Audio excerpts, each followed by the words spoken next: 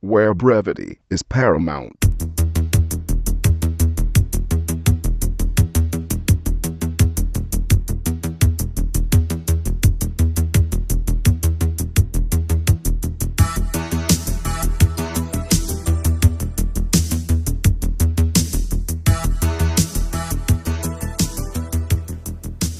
Hello and welcome to episode 16 of Chet and John's Reassuringly Finite Gaming Playlist. My name is Chet Roivers, with me is John Denton. Hello. Basically, over the next 40 minutes or so, John and I are going to go through two different top 10 lists, the 10 games we've been playing over the past week. We're going to work our way from 10 to 1. Two number ones are going to be the games we've been playing the most, and yeah, we're going to try and do it 40 minutes or under if we can. John, number 10. Hi, my number 10 is a game called Cheese Please. It's an iPhone game, unsurprisingly. Surprise, yeah. You play as a mouse. It's a little puzzle game where basically you can move your mouse one tile at a time. It's on tiles, and as you move, the obstacles on these tiles also move. So there's like spike traps that rotate by 90 degrees.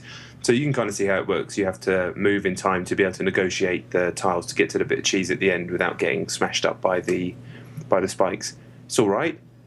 I wouldn't exactly recommend it, but it doesn't really do anything wrong. It sets out what it wants to do and does it perfectly well. You need to have one of those brains that can kind of see about 3 or 4 moves ahead and have spatial awareness. So unsurprisingly, I wasn't very good at it. But yeah, Cheese Please. It doesn't quite live up to that title. 69p? Yeah. Free trial? Always. I don't know. I didn't check this time. Okay. I think there might be, actually. Free cheese. Okay. I do just want to have a look. I do like the title. It's already won me over, so I might have a look. Okay, my number 10 is Scarface on the iPhone. Oh, Jesus. It's becoming a problem. I'm not going to talk about it too much. I have to see what happens at the end. I know I'm going to probably snap my phone in half when I find out what happens at the end, but it's getting to the point now Just chuck your phone in a swimming pool and be done with it. Well, it might come to that, but for the moment, it seems like it's progressing through the story. I'm going to stick with it. It's getting to the point now where they're like, in order to progress, fulfill every objective in this area. So you just tap, and then you're done with that area. If I do all that in all 5 areas, or however many it is, and then it tries to get me to do that again, then the phone's going in the swimming pool. But for the moment, I'm going to see how it goes. Just because God, forget it. I don't even want to talk about it anymore. It's like I should be. It's shameful, the fact that I'm playing it. I'm an idiot. Yeah, I don't have anything more to add to that. You really are. Yeah, thanks. So my number 9 is a game called Sakura Slash. I've been playing the big guns this week. Also on the iPhone. This is a freebie. It's one of those endless games that are all over the App Store. And basically you play as someone who has a sword, but it's more like a light gun game. Stuff flashes up on the screen. You have to kind of slash it with your finger as if you're cutting it in half. But everything's an eyeball. I don't really know why. And they come up in like little patterns, and then one eyeball will creep towards the edge of the screen. And so if it gets to the edge of the screen, you lose health. So you've got to slash that one first. You can only take about 2 hits before you die.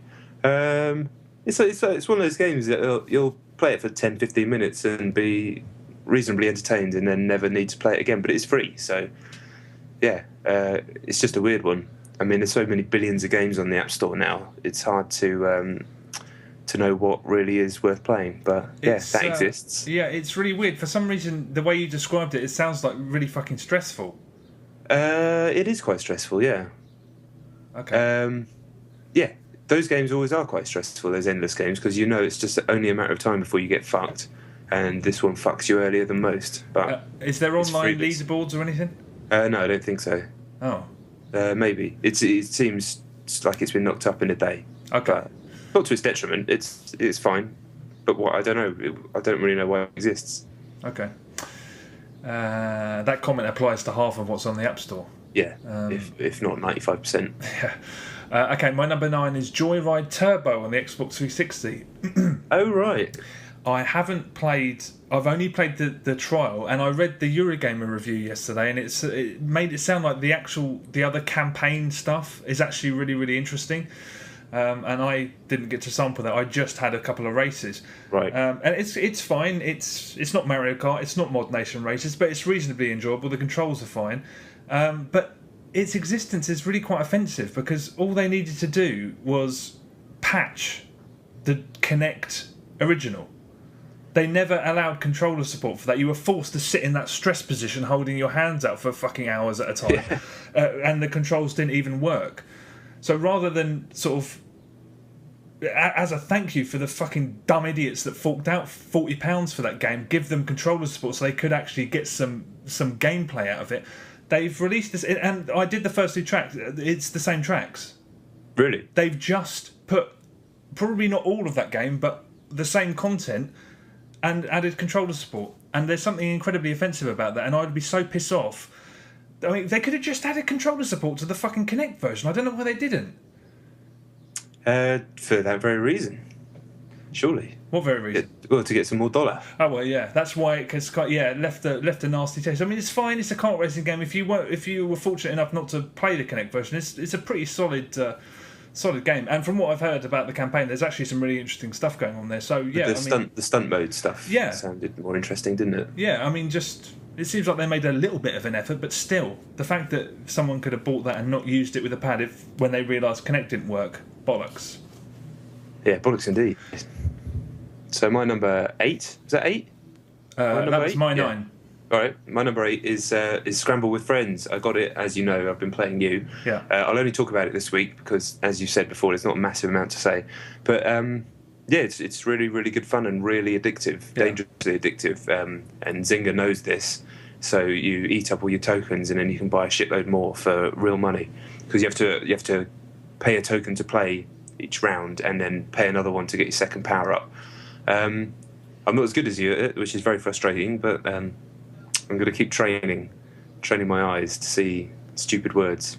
It does. One day I'll defeat you. You do. At first, I was terrible, and you just get better. You just learn to understand it more. I mean, it's just incredibly straightforward. But yeah, it's now that I haven't lost a game in bloody ages now. But yeah, really good. I'll get you. All right. I look forward to that. But yeah, it's not like, I mean, I play it every week, but I don't want to talk about it because that'll be the one and only time. But yeah, apart from when I beat you, I'll probably bring it up then. Okay. All right. Well, people, if you're thinking about it, get it. Scramble with Friends. It's good. Yeah, I'm Guacamole Kid. Play me. I am. I can't remember. I'm just like a load of gibberish. Yeah. My number 8 is Steel Battalion Heavy Armour on the 360. I've only done the demo. Yeah, it's pretty encouraging. It's complicated, isn't it? It is really, really complicated, but I'm simultaneously worried and disappointed that they've there's certain scenarios you can only do certain gestures in certain scenarios, but when you're in the cockpit, there's a lot to take in. It's hard already. Even the demo's hard. Yeah, it's fucking hard. I was really impressed with it, and the Kinect was like 90% accurate, so I was quite impressed. But I can imagine, can you imagine getting really far in the game and doing something really difficult and something doesn't work with the Kinect? That's the worry, isn't it? Exactly. Will they be able to combat that? I don't know. Yeah, I don't know. When I played it a few weeks ago, I was getting, exactly like you, 90% accuracy, but the game is bastard hard. It wasn't the Kinect that was letting me down when I was dying. It was just the game is so hard. But I can imagine later on, if you want to pull this button or, press that lever, or even the right way of saying that, and it fucks up, man, some Kinect's going in a swimming pool. Yeah, no doubt. I like the way how freaked out your crew get when you start taking loads of damage and they start to spaz out. Although I was annoyed. I remember you said that you slapped someone. Yeah, you can, yeah. Yeah, but only when it allows you to do it. Yeah. Because that's why. I assume you did the intro bit when you walk up and you meet your friends. Yes. I like the fact that your character's name's Winfield Powers. What a dumbass name. But no, there's that bit in the cutscene when you walk up, you shake hands with that guy, and then there's a guy pissing. Yeah. And he goes, "Oh, I've pissed on my hands," and then he throws you an apple, and you eat it. And it's like, even if he was kidding about pissing on his hands, he still used his dick hand to throw an apple to me, and I just ate it. And I just like, mate, that's Connect. But obviously, I'm supposed to be some sort of badass, and I'm just like, oh yeah, throw me your piss apple and I'll eat it. It's like, what the hell's going on? There's no way you'd eat an apple that a guy who's just having a piss threw at you.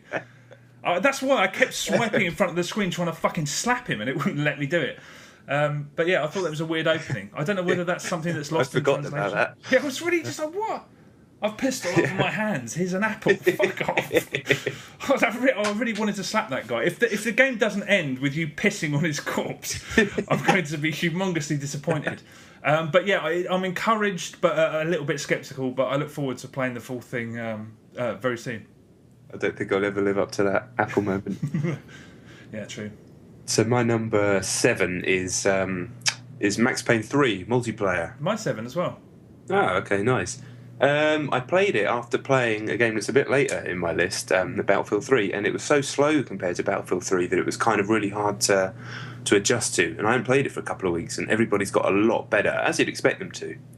But yeah, I really struggled. So I still haven't worked out whether I want to play it on softlock or free aim. Free aim's definitely like the purer way to play, but it's also very hard. And you know, I'll be the first to admit I'm not massively accurate at shooting games online. That is where I struggle.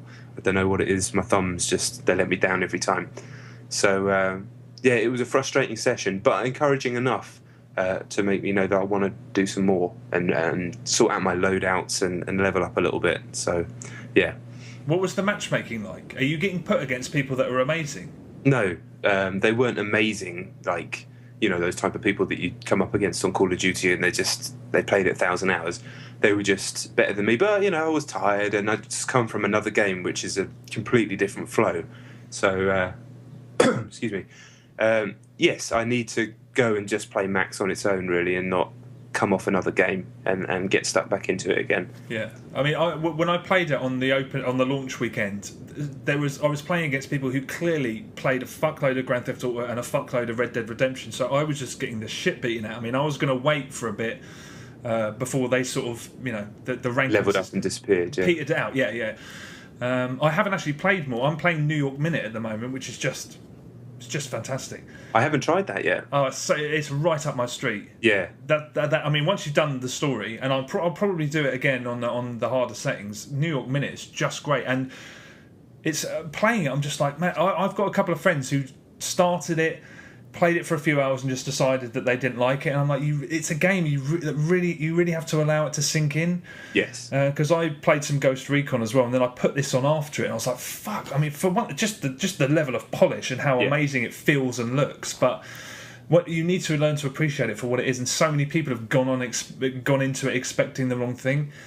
And I haven't played more Gang Wars yet because I really want to get my head around whether they fucked up the spawn Yeah, points. I didn't play Gang Wars in this session either, but What are we doing? Just death matches? no, we were doing some Painkiller. Oh, that's yeah, Painkiller is a great mode, but I was struggling every time that I became Max or Passos. I just got killed instantly, and it was doing my head in.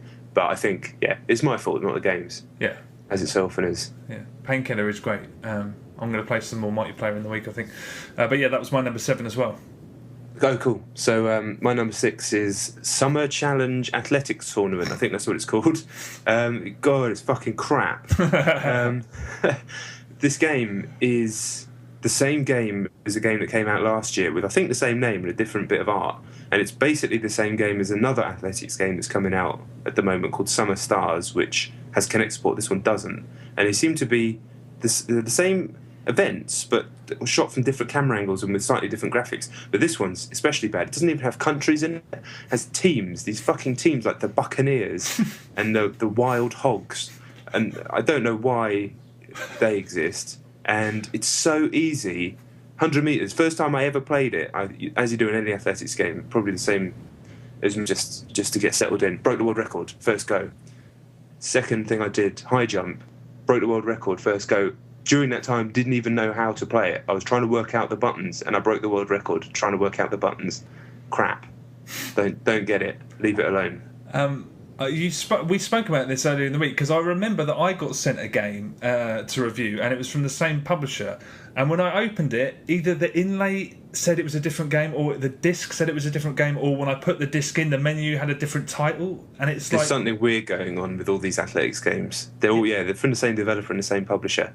If you open the box on this one, the cover is different to the front cover of the manual, and the front cover of the manual is from last year's game. So I assume they've just They've just got a load of CDRs in a warehouse and they just stick a different label on everything. Yeah, but the thing is, I can imagine it's a budget game, which is still 30 quid RRP, which is quite expensive. But it seems like the type of game that should be up front and central in Wilco's or a petrol station when people are pissed up. Not that you should be pissed up at a petrol station, but you grab it with your beers with an evening with the boys and play it. If you're a stupid person, I mean, not a real person. No, that's the point though. Why don't they have stuff like that? Because the amount of times we've been at an off license and there's been like fucking Dolph Lundgren movie. Yeah, exactly. Like, give us that. That's exactly what this is, but it shouldn't be. It should be a fiver or 8 quid or something, not 30 notes. Yeah, there's something dodgy about that because I just feel bad for like parents who don't know what they're buying and they buy fucking claptrap like that. Yeah. There hasn't been a truly great athletics game in a long time, I don't think, but there's been some decent ones and a lot better than this. You shouldn't be breaking world records when you first go when you're trying to work out the buttons. Yeah, true.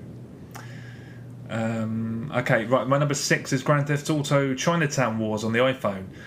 Oh god, I've not played that for fucking years. Yeah, there's some sort of promotion, I don't know if it's still going, but Grand Theft Auto 3 and Chinatown Wars were both 69p. They might still be on there for that price, I'm not sure. And I just thought, fuck it, I bought them both. I haven't played Grand Theft Auto 3. I'm interested because some people said the controls are really good. Others said they were terrible. But Chinatown Wars, with the exception of probably Vice City, was my favourite Grand Theft Auto game. When it came out on the DS, I was just like completely blown away. And I remember feeling terrible when all those sales figures came back and no one bought it. I'm sure it's made its money back now on PSP and iPhone and whatnot, but it's fucking great. It's perfect for a handheld device. The combat's finicky on the phone, and I'm not looking forward to having 3 stars and trying to outrun the police because it's not, the game's not been changed at all. So when it gets really difficult, it could become frustrating. But yeah, I still think that's a fantastic little game, that Chinatown. Yeah, I played it on a DS when it came out, and I loved it. Yeah, as did almost everybody. It was universally praised. But DS gamers didn't seem to want a GTA. It's a real shame. They really made it work brilliantly. It was so perfect. They put a GTA game on the DS, and it was a DS game, but also a Grand Theft Auto game. Yes. Fucking blown away. And I'm probably gonna play through it a bit more. I won't finish it again, but I just wanted to see 69p to have a look at how it works, and it works pretty well. Yeah, and 69p for GTA 3 is worth it. It's almost as a museum piece. Yeah, I put it on every now and again. I think I said this before, just to drive around the city and go, wow, I cannot believe how far we've come as an industry, that this is now in my pocket, when it was groundbreaking just 10 years ago, when I was at uni. So for less than the price of a Caramac, that's my line. Yeah. Have you because it works on the mirroring, you can mirror it to Apple TV, can't you, and play it on the TV? Oh, can you? I haven't even tried to do that. I don't know how that's going to work because you have to be looking at the controls. But I might have a go and see what that looks like when I have a go with 3. Oh yeah, I might check that out as well. Yeah, but if it's still 69p, Chinatown Wars, fucking get it. Yeah, I probably will. I do fancy playing that again. It's so much fun on DS, and it has been a few years. Really. So what's this, number 5 for me? I'm losing track of the numbers today. Yes. Apologies. Battlefield 3. I finally did it. As you know, we played together, and with the awesome David Turner from Joypod, and it was a good sesh. It was. Most of the time, wasn't it? It was. First off, getting into a good server, I didn't realise the extent of what has happened with this server bollocks, that now all the servers pretty much are fan rented. If you jump in a quick match, you just go into someone's server, and they have the power to boot you for no reason and to change the rules. So a lot of the games we were playing, the attacking team had like 3 or even 4 times as many spawn tickets as they do in the normal game. It was just fucking pointless. But when we finally found that good server that was playing by normal rules, by cool admins, it was like the hippie server. Yeah. We had about good couple of hours worth of wicked games, and I really enjoyed it until we ended up against a team of scumbags. But that's going to happen. They weren't scumbags; they were just really good at Battlefield. But yeah, before that, it was nice to be back, and I will be playing again. Yeah, it's still. I had a blast until it did go to shit. But then Battlefield sessions always do. You have a run of a couple of hours, and then it just all goes to hell because a team of 8. We played over 4 straight hours. So eventually you lose your focus and sharpness in a game that intense. So yeah. True that. I'll mention it again in a minute. But yeah, you can't beat a bit of batters. Yes, yeah, bloody good fun. Looking forward to DLC. But yeah, God knows when I'll get time to play it again. But good fun. Damn good fun. Indeed. Okay, my number 5 is FIFA 13. Ooh, all right. Have you played it yet? I haven't played it. No, I've seen it. I've not played it. Okay, no, I've had about 3 matches, and we were at the presentation at EA the other day. I do like David Rutter. I can't remember if he presented last year, but Yeah, he's done it for the last 4 years, I think. oh, my memory's so shit, I can't remember. But he seems like a bit of a wild card, because the FIFA 13 presentation consisted basically of him showing a bit of footage, saying not in so many words, look how crap that is, and then showing. So that's FIFA 12 footage. And then showing FIFA 13. So he'd show something, point out that it's broken in this year's game. And I just thought, I mean, that's awesome for us to see how they're sort of fixing stuff. Yeah. But EA EA have every intention of selling FIFA 12 until FIFA 13 comes out and beyond. So I always picture someone in the background, like, tearing their hair out, like, what's he fucking saying? But yeah, I'm bloody impressed. I'm just...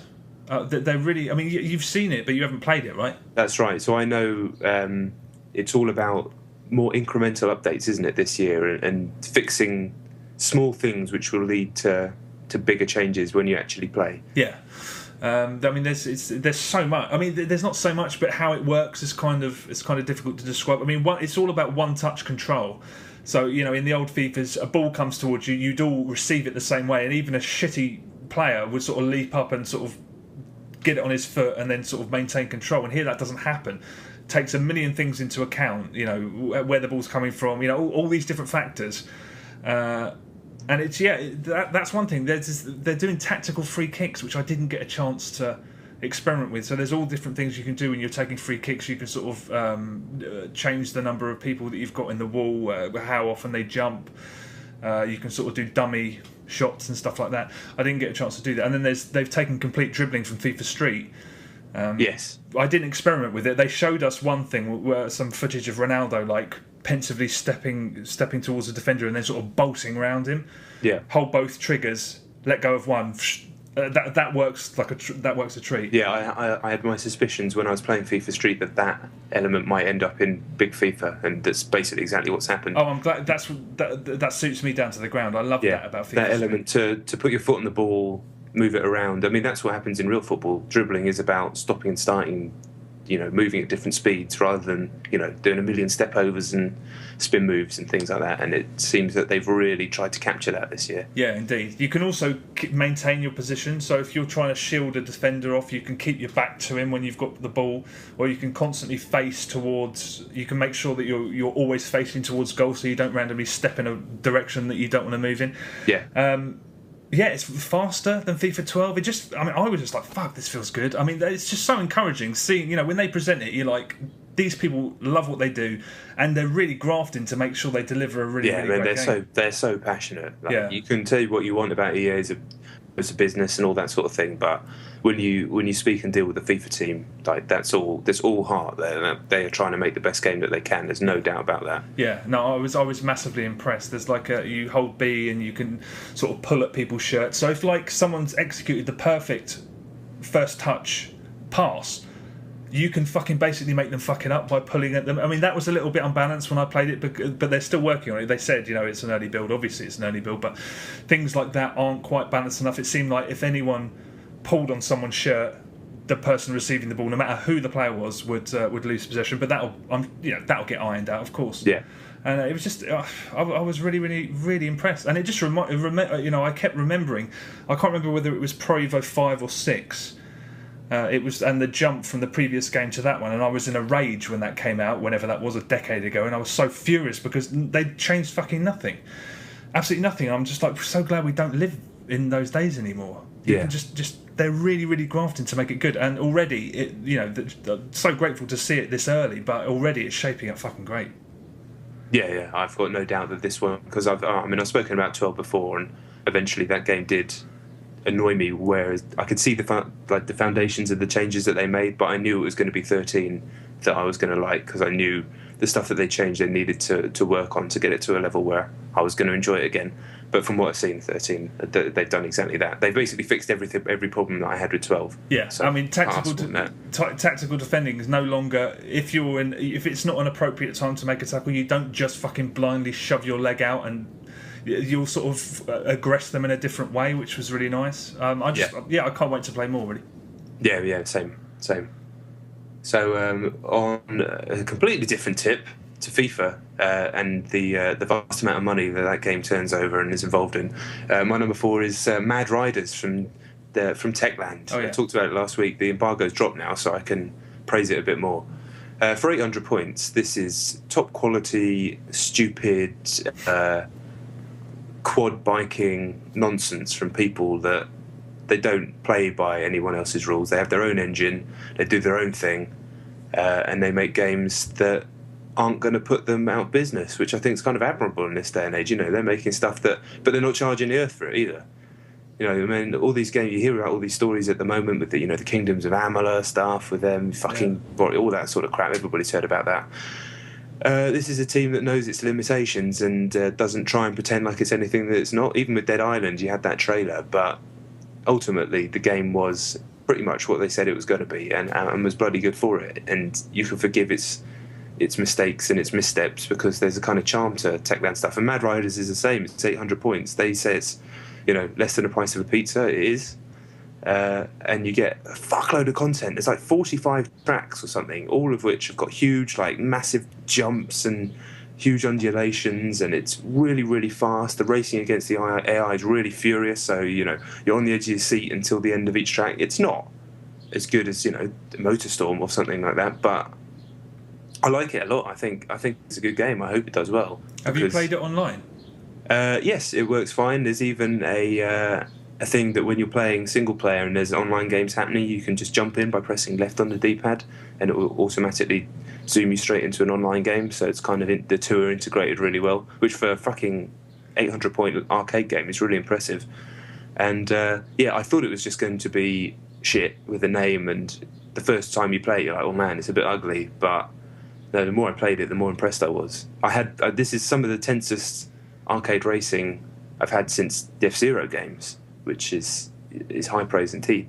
I think I'm going to buy it because I love Nailed so much. It's fun as fuck. As long as you know, as you do, having played Nailed, that it's not the most polished thing in the world, and occasionally it will reset you for no good reason, or you'll crash. There's little issues, but again, they know their limitations, and they concentrate on what is important, making the fucking thing fun. Yeah.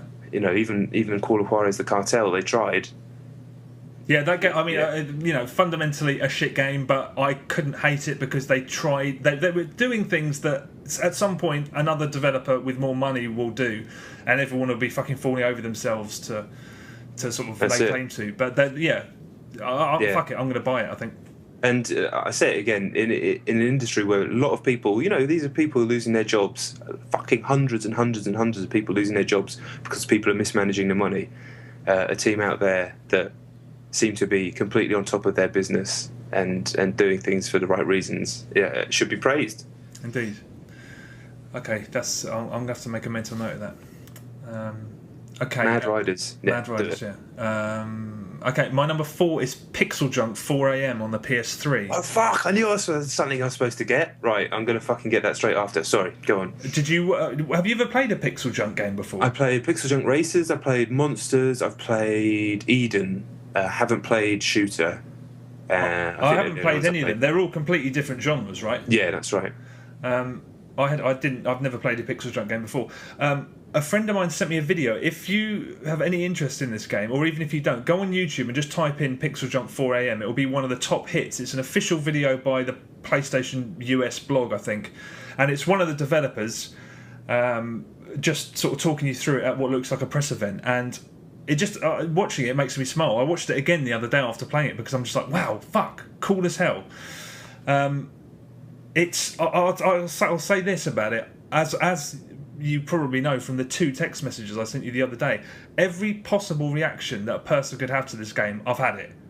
Yes. So at one point I was like, I bet you I could get an app on my phone for free that fucking does this. to texting everyone I know with a PlayStation 3 saying you have to get it. And that's where I am now. I put it in exactly the same camp where I put Fez and Journey, which is to say that regardless of what you think at the end of it, you may hate it, you may absolutely love it. The process of sort of creating that opinion is worth the asking price. Absolutely. The question is, for me, what is it? Yeah. Because I don't know. I genuinely don't know. I just know that it sounds interesting and it's something to do with the move and music. That's all I know about it. Basically, it starts off. You've got a sort of visual. It looks like one of those background things where you put a CD and it goes to the music. What the fuck are they called? Visualizers? Yeah. Each of the 4 face buttons on the move controller is one thing. So you've got drums, a synth, bass, and sort of rhythm sounds. You reach into the corner of each of the screen and the move will vibrate, and then you sort of hold down the trigger, move it into the centre of the screen, then let go, and that sort of brings it in. Right. You can also tinker with the sort of tempo and stuff by twisting the remote and add these little sort of... You can throw in just random loops. It is hard to describe, but like I said, watch that video on YouTube and it's... I mean, the control's not quite perfect. There are a couple of times where I've been, why the hell didn't that do what I wanted it to? But honestly, when you... I mean, you know, I've had a lot of friends that were DJs back when, you know, club culture was mainstream culture and everyone was going to nightclubs, and they said you couldn't beat dropping a record in at the right time and just sort of, you know, nailing that. And when you're tinkering with one of these tracks, and then you throw in like a drum beat, it's just... I mean, I just started dancing when I first played. I was like, fuck, this is... I mean, it's really such a buzzing game, mate. Yeah, I'm getting it so much. And there's an awesome online where people basically have little concerts, and you find... I mean, me and my girlfriend went onto this Italian guy's channel, and we just left it on, and you could see how many people were in the room watching what he was doing. And when you know how the game works, you know when someone's like... The same way DJs know when a DJ's doing something special because they understand the mechanics. When you know how the game works, watching this kid, I assume it was a kid, really, really fucking around with this tune and making it, and we just left it on. Like, we had a couple of drinks after we'd been out, and just like, fucking, that's awesome. He was going for hours and hours, and he was, you know, he's like highly rated. I think if there was a rating system, I can't remember, or he's just had hundreds of people, but. For fucking £6, if you have any interest in video games as a form, you have to play it. £6. I'm getting it straight after the show. Mate. Literally straight away. My PlayStation is even on as we speak, so I'm going straight on and getting it. Ideally, you want it to be night, a couple of drinks, sort your rights out. It's fucking great. Love it. Yeah, I'm getting it. Nice. Pixel Junk 4am is what it's called, just in case people missed it. It'll be as soon as you turn it on. It's on the main menu of the PlayStation now. Cool. Yes. So my number 3 is staying on the PlayStation Network tip, or PlayStation tip anyway. Is Gravity Rush on PlayStation Vita. Oh yeah. It's the game that everybody's been raving about as like the best thing on Vita. I've only played a little bit, relatively. I can't give a final opinion on it. Basically, you play as this girl in this crazy world where she seems to be able to control gravity. So you can move around by shifting gravity and kind of launching yourself at different planes. So as I've said many times on this podcast, I have a lot of problems with spatial awareness and direction. So number 1, this game is very confusing to me. But I think it's going to be very confusing to everybody. But there's a certain appeal to flying through this very nicely detailed world in a very... in a unique way. No other game has really allowed you to move around like this. Where I didn't like the game is it has extremely repetitive kind of fluty music, which repetitive music fucking drives me insane. And it has that kind of Japanesey young girl thing going on, which a lot of people find charming. I find it just fucks me off. I mean, I'll be the first to admit, give me the fucking idiots from Gears of War ahead of cutesy Japanese girls. If that makes me a fucking moron, so be it. That's just the way my brain works, you know. I am a fucking meathead idiot. But, yes, I am certainly not, you know, disparaging the game because of personal little things like that, which I have, and I will, when I get time this week, play a hell of a lot more, because it certainly seems like one of the more interesting things to have come out on the handheld so far, and And yeah, have I done a good job of describing it there? Do you know what the game is? So, yeah, I've seen little clips and stuff, and yeah, it is interesting to me. Is it only on the Vita, or can you play it on the PS3 as well? No, it's just Vita. Okay. I say it might be, but I'm pretty sure it's just Vita. No, almost definitely. Okay. Well, I do want to play it because people have been having such a mad fap over it. I just want to see if it's all there. Yeah, I know. I mean, Christian absolutely loved it on Eurogamer. I think he drops a 9 on it. So that is a reason enough for me to know that I need to stick with it and play it a hell of a lot more to form my own opinion of it. You know, when something's just a little bit off-putting at first in terms of how it presents itself. Yeah. Yeah, that's how I felt with this game. But I'm like that with a lot of games that people rave about. It's just me being a fucking idiot. How long have you played it for? I don't know exactly because I got it at the same time as my number one, which is I'll say in a minute, but maybe just a couple of hours, something like that. Okay, fair play. Yeah. Okay, cool. I do want to try it. It's one of those games there's been so much coverage that I just need to see what understand. Yeah, exactly. Yeah, well, I'll have much better opinions next week. I'm going to play it this week to play it properly. Genuine. Okay, my number 3 is FIFA 12.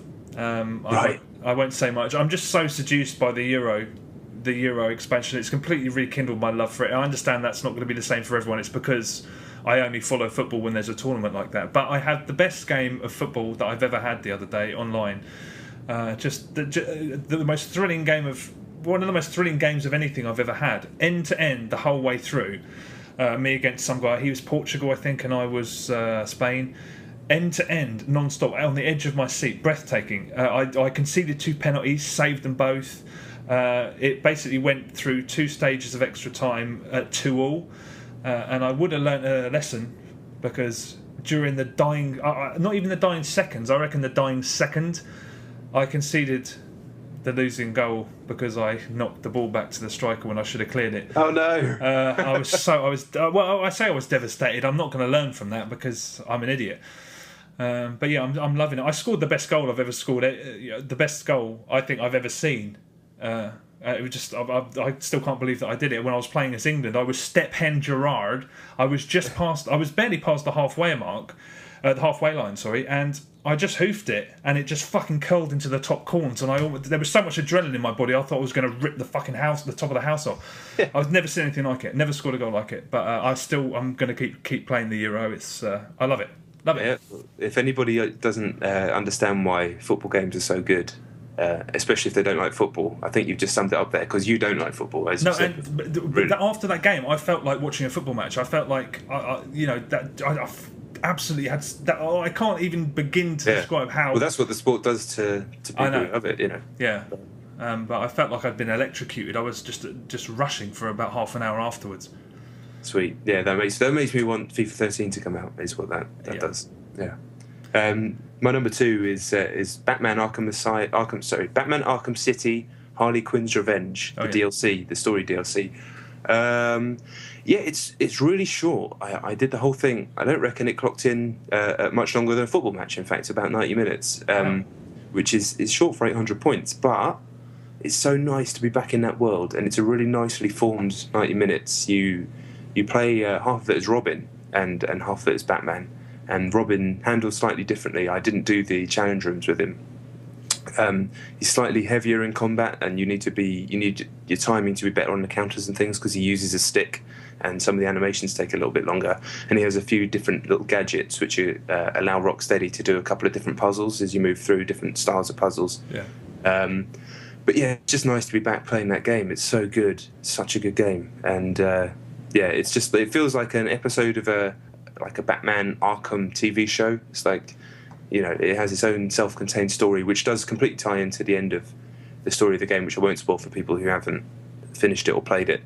But it's just as well constructed, produced, and written as the game itself. You get a new area, which is an interior area off the edge of Arkham City to look around it, which is kind of warehousey and docksy, which is normally annoying for games, but here it's just it's so detailed and nicely done that I can't complain.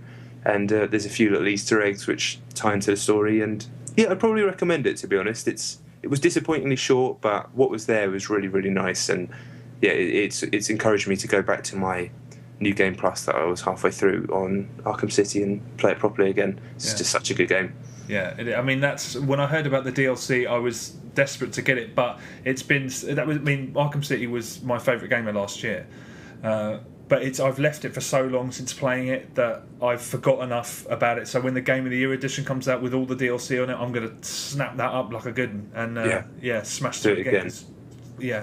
Fucking hell of a game that. Really, just a masterpiece. I mean, this DLC is standalone within the game, if that makes sense. So you don't access it while playing the story. It's like a separate menu option. Yeah. Okay. Cool. I look forward to playing that later in the year for sure. Yeah. Just as long as people know that what they're getting for their 800 points isn't that long, then they probably shouldn't be disappointed. Yeah, but I mean, quality trumps quantity every time. Always. Okay, my number 2 is Ghost Recon Future Soldier. Cool. Still absolutely loving it. As I said before, I jumped from this to Max Payne 3. And it was like jumping a console generation. It is not a good-looking game in the slightest. It's also if you're playing on the Xbox and you have Kinect plugged in, fucking unplug it, because it keeps hassling you to use the Kinect features, which are appalling. Right. There's this you customise your guns, and you have to. First of all, it's like stand up and get into the play space. Fuck off! I'm sitting on my couch. You have to sort of. I mean, it doesn't really work. It's kind of. I know it must be hard when Microsoft are waving money and making googly eyes at you that you probably say, okay, right, fuck it, we'll implement Kinect, but they should have stripped it out because it's bollocks.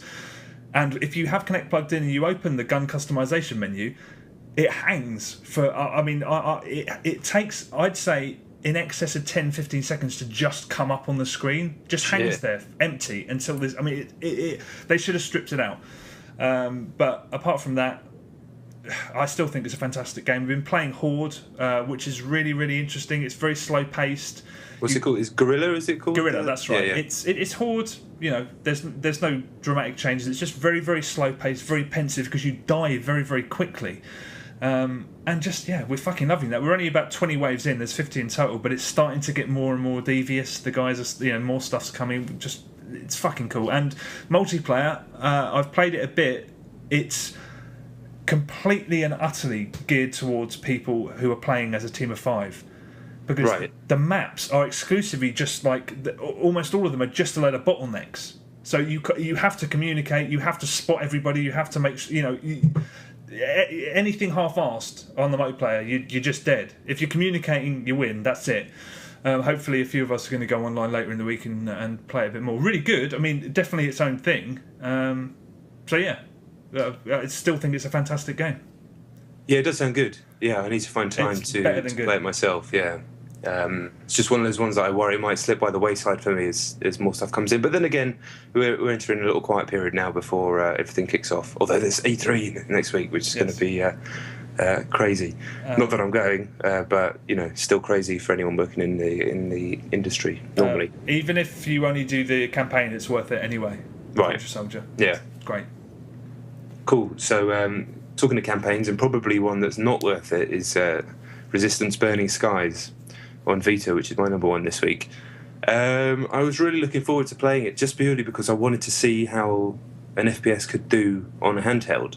And as has been said in plenty of reviews, it certainly works from that respect, with the 2 sticks and the triggers. It works. You can do an FPS on a handheld now, and it doesn't feel compromised in terms of control, which was step number 1 that they needed to nail. Unfortunately, this feels like, there's been some really harsh reviews of this game. You've probably seen a 2 out of 10. It got on Destructoid, and I'd hover from what I've played more in sort of the 6 sort of range, I'd say, because I feel like it isn't a patch on a proper console FPS. It feels like something from the previous generation. But what I say to that is, like, some of these games are about budget. Excuse me. Like, big budget AAA console FPS games are extremely expensive, and people take those risks because the rewards can be huge if the game does really well. This game, the install base is small for starters, and is it going to sell? It has to be a huge concern for the people making it. So the budget is so clearly so much lower than it would be for the big Resistance games on PlayStation 3 that it feels like a much cheaper endeavour, which is no good for the guy punting out however much money it costs to play it. Yeah. But it has to be taken into consideration a little bit, I think, when you're playing through. It doesn't really excuse the fact that you're essentially walking through boxy corridors with very bland environments. Enemies disappear as soon as you've killed them, and the story's crap. It's quite short. But I still had fun playing it because perhaps it was just the novelty of playing a proper FPS on Vita. It's a tough one. I wouldn't drop more than the 6 on it, I don't think. But I had fun, I guess. The whole time I was going, this is a crap game, but I don't hate it. I mean, the Resistance games always left me a little bit cold anyway. I mean, they've always been all about the guns, and this still has cool guns. Unfortunately, it doesn't have the rest of it to time with that, and it does make the real Resistance games look a lot better. Yeah, in comparison. But there's some interesting touchscreen stuff in there that doesn't ruin the game. Like you sort of drag your finger over to throw a grenade, and it slows the whole game down and things like that. It's all right. It's all right. If people go in thinking they're going to get a full blown console style FPS with all the the fucking fireworks that go along with that, they'll be sorely disappointed. But personally, it's not a 2 out of 10 game either for me.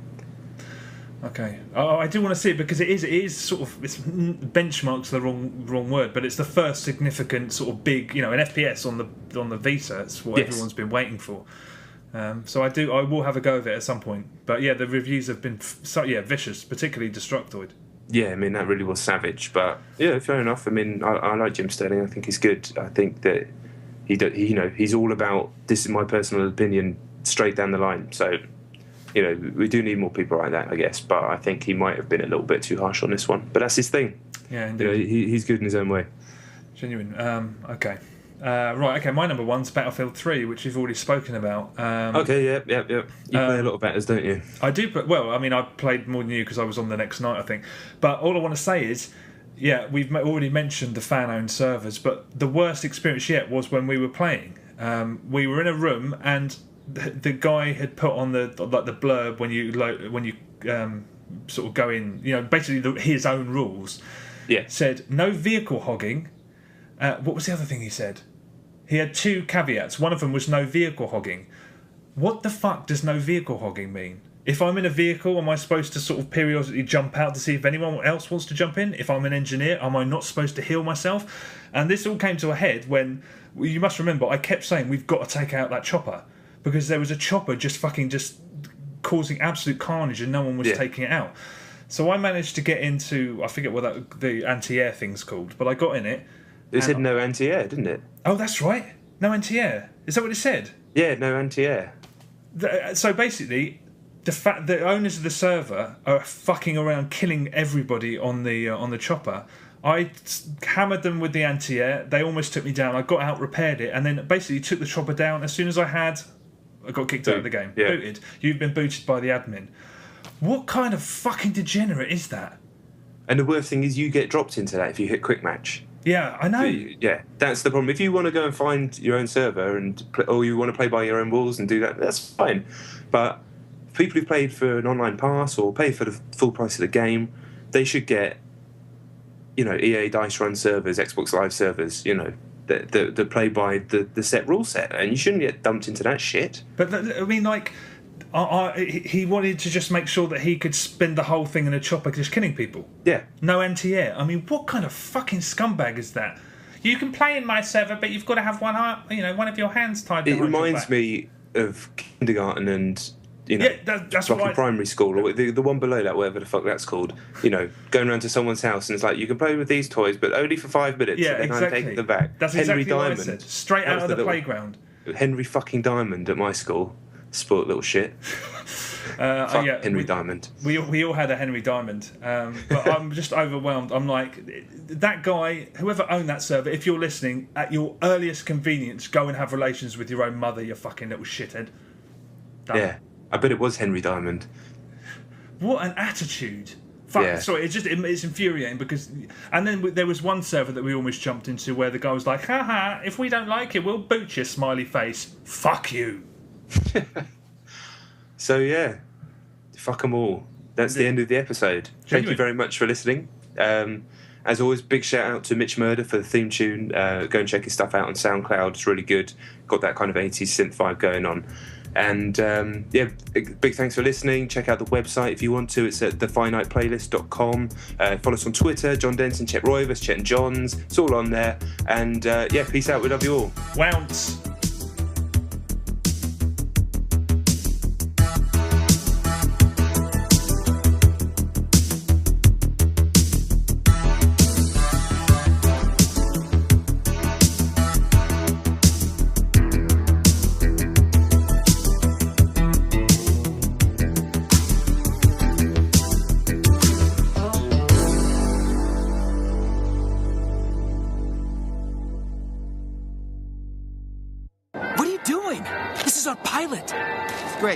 Just great. I pissed all over my hands.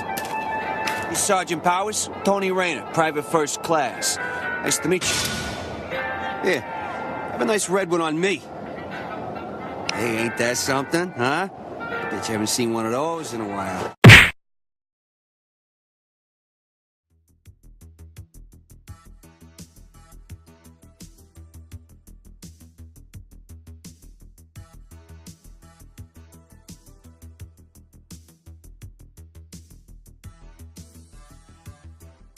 Words. It does. One day You I'll will defeat grasp. You do. At first, I was terrible, and you just get better. You just learn to understand it more. I mean, it's just incredibly straightforward. But yeah, it's now that I haven't lost a game in bloody ages now. But yeah, really good. I'll get you. All right. I look forward to that. But yeah, it's not like I play it every week, but I don't want to talk about it because that'll be the one and only time. But yeah, apart from when I beat you, I'll probably bring it up then. Okay. All right. Well, people, if you're thinking about it, get it. Scramble with friends. It's good. Yeah, I'm Guacamole Kid. Play me. I am. No, I can't remember. I'm just like a load of gibberish. Yeah. My number 8 is Steel Battalion Heavy Armour on the 360. I've only done the demo. It's pretty encouraging. It's complicated, isn't it? It is really, really complicated, but I'm simultaneously worried and disappointed that they've there's certain scenarios you can only do certain gestures in certain scenarios, but when you're in the cockpit, there's a lot to take in. It's hard already. Even the demo's hard. Yeah, it's fucking hard. I was really impressed with it, and the Kinect was like 90% accurate, so I was quite impressed. But I can imagine, can you imagine getting really far in the game and doing something really difficult and something doesn't work with the Kinect? That's the worry, isn't it? Exactly. Will they be able to combat that? I don't know. Yeah, I don't know. When I played it a few weeks ago, I was getting, exactly like you, 90%. Didn't even work. So rather than sort of, as a thank you for the fucking dumb idiots that forked out £40 for that game, give them controller support so they could actually get some gameplay out of it. They've released this, and I did the first 2 tracks. It's the same tracks. Really? They've just put probably not all of that game, but the same content, and added controller support. And there's something incredibly offensive about that, and I'd be so pissed off. They could have just added controller support to the fucking Kinect version. I don't know why they didn't. For that very reason, surely. What very reason? To get some more dollar. Oh well, yeah, that's why it left a nasty taste. It's fine. It's a kart racing game. If you were fortunate enough not to play the Kinect version, it's a pretty solid game. And from what I've heard about the campaign, there's actually some really interesting stuff going on there. So yeah, the stunt mode stuff. Yeah, sounded more interesting, didn't it? Yeah, it seems like they made a little bit of an effort, but still, the fact that someone could have bought that and not used it with a pad when they realised Kinect didn't work. Bollocks. Yeah, bollocks indeed. So my number 8, is that 8? That was my 9. All right, my number 8 is Scramble with Friends. I got it, as you know, I've been playing you. Yeah. I'll only talk about it this week because, as you said before, there's not a massive amount to say. But it's really, really good fun and really addictive, dangerously addictive. And Zynga knows this, so you eat up all your tokens and then you can buy a shitload more for real money because you have to pay a token to play each round and then pay another one to get your second power up. I'm not as good as you at it, which is very frustrating, but I'm going to keep training my eyes to see stupid work. where brevity is paramount.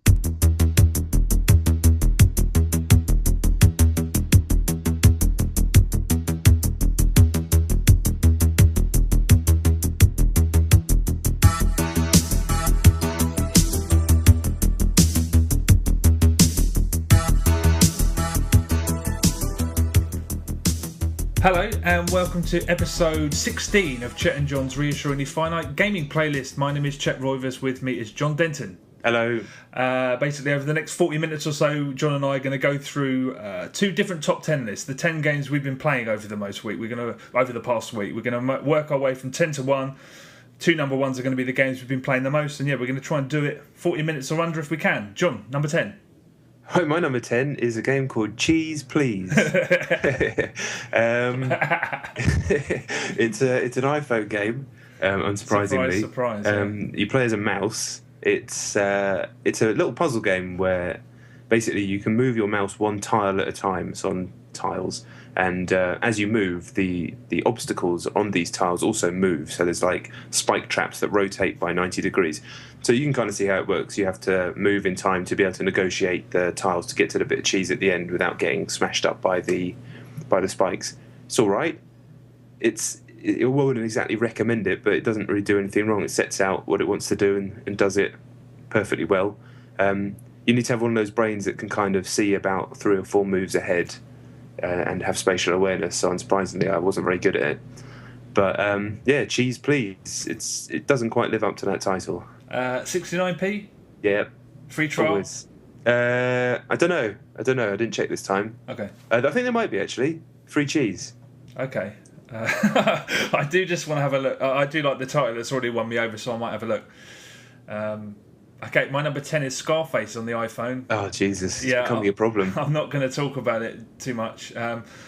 I have to see what happens at the end. I know I'm going to probably snap my phone in half when I find out what happens at the end, but it's getting to the point now Just chuck your phone in a swimming pool and be done with it. Well, it might come to that, but for the moment, it seems like it's progressing through the story. I'm going to stick with it. It's getting to the point now where they're like, in order to progress, fulfill every objective in this area. So you just tap, and then you're done with that area. If I do all that in all 5 areas or however many it is, and then it tries to get me to do that again, then the phone's going in the swimming pool. But for the moment, I'm going to see how it goes. Just because God, forget it. I don't even want to talk about it anymore. It's like I should be. It's shameful, the fact that I'm playing it. I'm an idiot. Yeah, I don't have anything more to add to that. You really are. Yeah, thanks. So my number 9 is a game called Sakura Slash. I've been playing the big guns this week. Also on the iPhone. This is a freebie. It's one of those endless games that are all over the App Store. And basically you play as someone who has a sword, but it's more like a light gun game. Stuff flashes up on the screen. You have to kind of slash it with your finger as if you're cutting it in half. But everything's an eyeball. I don't really know why. And they come up in like little patterns, and then one eyeball will creep towards the edge of the screen. And so if it gets to the edge of the screen, you lose health. So you've got to slash that one first. You can only take about 2 hits before you die. It's one of those games that you'll play it for 10-15 minutes and be reasonably entertained and then never need to play it again, but it's free, so yeah, it's just a weird one. I mean, there's so many billions of games on the App Store now, it's hard to know what really is worth playing, but yeah, that exists. Yeah, it's really weird. For some reason, the way you described it, it sounds like really fucking stressful. It is quite stressful, yeah. Okay. Yeah. Those games always are quite stressful, those endless games, because you know it's just only a matter of time before you get fucked, and this one fucks you earlier than most. But is there online leaderboards or anything? No, I don't think so. Oh. Maybe. It seems like it's been knocked up in a day. Okay. But not to its detriment, it's fine. But what I don't know, I don't really know why it exists. Okay. That comment applies to half of what's on the App Store. Yeah, if not 95%. Yeah. Okay, my number 9 is Joyride Turbo on the Xbox 360. Oh, right. I've only played the trial, and I read the Eurogamer review yesterday, and it made it sound like the other campaign stuff is actually really, really interesting. And I didn't get to sample that. I just had a couple of races. Right. And it's fine. It's not Mario Kart. It's not Mod Nation races, but it's reasonably enjoyable. The controls are fine. But its existence is really quite offensive because all they needed to do was patch the Kinect original. They never allowed controller support for that. You were forced to sit in that stress position holding your hands out for fucking hours at a time. And the controls